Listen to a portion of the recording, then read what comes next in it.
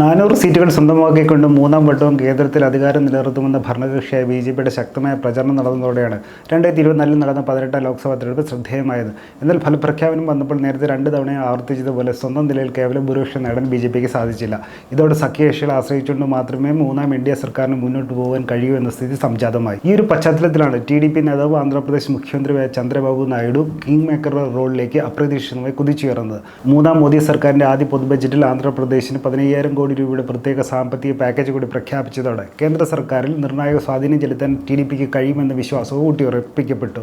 ഇതോടെ ആന്ധ്രാപ്രദേശ് കേന്ദ്രമാക്കി പ്രവർത്തിക്കുന്ന തെലുങ്ക് ദേശം പാർട്ടിയുമായി ബന്ധപ്പെട്ട ഓഹരികളിലേക്ക് ജൂൺ ജൂലൈ മാസങ്ങളിലെ വൻതോതിൽ നിക്ഷേപക ശ്രദ്ധ ആകർഷിച്ചു.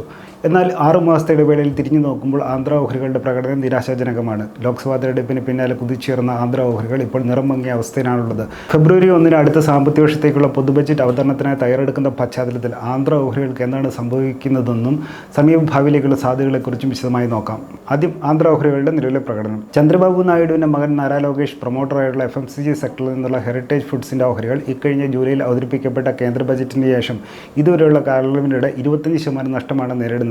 അതേപോലെ മുൻ ടി.ഡി.പി എം.പി പ്രൊമോട്ടറായ വാഹനാനുബന്ധ മേഖലയിൽ നിന്നുള്ളതും രാജ്യത്തെ മുൻനിര ബാറ്ററി നിർമ്മാണ കമ്പനിയുമായ അമരരാജ എനർജിയുടെ ഓഹരികൾ കഴിഞ്ഞ 6 മാസത്തിനിടെ 30% തിരിച്ചടിയും നേരിട്ടു. സമാനമായി Sagar cements, KNR constructions, Likhitha infrastructure, Nile limited, KCP limited, Andhra sugars, NCC limited, Andhra petro chemicals, Godrej agrovet, Pennar industries, Andhra paper, electra greentech, Aurobindo pharma, coastal corporation, crane infrastructure, Anjani foods, alkali metals, NCL industries തുടങ്ങിയ ആന്ധ്ര ഓഹരികളൊക്കെ കഴിഞ്ഞ 6 മാസക്കാലത്തിനിടെ ഇരട്ടേക്ക നിരക്കിലുള്ള നഷ്ടം രേഖപ്പെടുത്തുന്നു.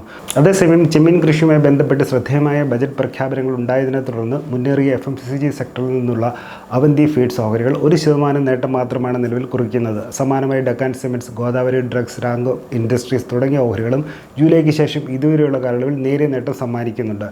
ആന്ധ്രയിൽ നിന്നുള്ള എഞ്ചിനീയറിംഗ് കരാർ കമ്പനിയായ ബീജർ എനർജീസ് ഓഹരികളാകട്ടെ കഴിഞ്ഞ 6 മാസത്തിനിടെ 210% നേട്ടവും സമ്മാനിച്ചിട്ടുണ്ട്. ചുരുക്കത്തിൽ ആന്ധ്ര ഓഹരികളെന്ന് അറിയപ്പെടുന്ന 25 ഓഹരികൾ 5 എണ്ണം മാത്രമാണ് നിലവിൽ നേട്ടത്തിലുള്ളതെന്ന് സാരം. ആന്ധ്ര ഓഹരികളിൽ ഇനി എന്ത്? അവിഭക്ത ആന്ധ്രാപ്രദേശിൻ്റെ മുഖ്യമന്ത്രിയായിരുന്ന കാലത്ത് ഹൈദരാബാദ് നഗരത്തെ IT വ്യവസായ മേഖലയിൽ ശ്രദ്ധേയ സാന്നിധ്യമാക്കിയതും അടിസ്ഥാന സൗകര്യ മേഖലയിൽ രാജ്യത്തെ മുൻനിര നഗരങ്ങളിലൊന്നായി മാറ്റിയതിൻ്റെ പശ്ചാത്തലത്തിൽ വ്യവസായ സൗഹൃദ നേതാവാണെന്ന് ഖ്യാതി സമ്പാദിക്കാൻ ചന്ദ്രബാബു നായിഡുവിന് സാധിച്ചിട്ടുണ്ട്. കേന്ദ്ര സർക്കാരിൽ സ്വാധീനം ചെലുത്താൻ കഴിയുന്ന രാഷ്ട്രീയ സ്ഥിതിവിശേഷം സംജാതമായതോടെ സംസ്ഥാനത്തിന് കൂടുതൽ ഫണ്ടും പദ്ധതികളും വാങ്ങിയെടുക്കാമെന്ന പ്രതീക്ഷയും ആന്ധ്രയുടെ പുതിയ തലസ്ഥാനമായ അമരാവതിയെ ഹൈദരാബാദിന് സമാനമായ രീതിയിൽ വമ്പൻ ടെക് നഗരമായി മാറ്റുമെന്ന അനുമാനങ്ങളുമാണ് കഴിഞ്ഞ പൊതു ബജറ്റിനോടനുബന്ധിച്ച് ആന്ധ്ര ഓഹരികളിലേക്ക് നിക്ഷേപ ശ്രദ്ധ പതിപ്പിക്കാൻ ഇടയാക്കിയത്. എന്നാൽ ആന്ധ്രാപ്രദേശിൻ്റെ വികസനവുമായി ബന്ധപ്പെട്ട് ചന്ദ്രബാബു നായിഡുവിൻ്റെ സർക്കാരിൻ്റെയും പ്രവർത്തനങ്ങളെ ഇതുമായി ബന്ധപ്പെട്ട പദ്ധതികളെ ഇപ്പോൾ വിലയിരുത്താൻ മാത്രം ആയിട്ടില്ല. വിശാല വിപണിയിൽ കഴിഞ്ഞ 3 മാസത്തിനിടെ നേരിടുന്ന പ്രതികൂല സാഹചര്യങ്ങളും മൂല്യമതിപ്പ് അഥവാ വാല്യുവേഷൻ്റെ അടിസ്ഥാനത്തിൽ നേരിടുന്ന തിരുത്തലുമാണ് പ്രധാനമായും ആന്ധ്ര ഓഹരികളെയും വേട്ടയാടുന്നത്. കഴിഞ്ഞ 3 മാസത്തിനിടെ BSE മിഡ് ക്യാപ് സൂചിക 8%, BSE സ്മോൾ ക്യാപ് സൂചിക 6% വീതവും നഷ്ടം രേഖപ്പെടുത്തുന്നത് ഇതിനോട് ചേർത്ത് വായിക്കാം. അതിനാൽ ആഭ്യന്തര വിപണിയിൽ പൊതു സാഹചര്യം ഇനിയും അനുകൂലമാകാത്തതിൻ്റെ പശ്ചാത്തലത്തിൽ കമ്പനികളുടെ ഫലത്തിൻ്റെയും വാല്യുവേഷൻ ഘടകങ്ങളുടെയും അടിസ്ഥാനത്തിലുള്ള തിരുത്തൽ പ്രതീക്ഷിക്കാമെന്നാണ് മാർക്കറ്റ് അനലിസ്റ്റുകൾ പൊതുവായി സൂചിപ്പിച്ചു വെക്കുന്നത്. എന്നിരുന്നാലും അടിസ്ഥാനപരമായി ശക്തമായ ഓഹരികൾക്ക് ദീർഘമായ കാലയളവിൽ നേട്ടത്തിനുള്ള സാധ്യതയും അവശേഷിക്കുന്നുണ്ട്.